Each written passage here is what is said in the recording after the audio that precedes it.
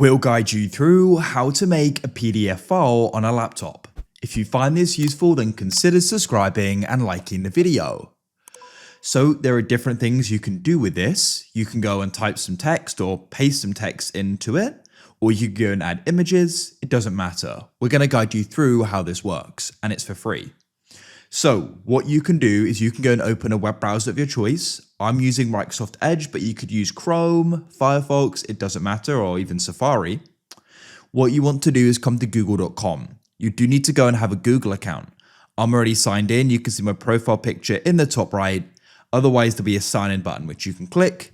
And on the sign in page, you can also create an account if you haven't already got one. We've got a guide on how that can be done. Then you can press Google Apps in the top right, and you can come and scroll down here and go and find the option for Docs and go and click there.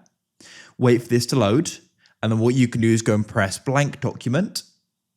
And now you've got a Google Doc. So what you can then do is go and type in what you want to here. You could go and paste in text. You can go and insert images. You can press insert up here. And I could go and upload one from my computer. You can click on it and go and resize it like so. You go and get the idea. And then to go and get it as a PDF, press File in the top left, hover over Download and select PDF document. And that's it. You've now gone and made a PDF. If you found this useful, then consider subscribing and liking the video.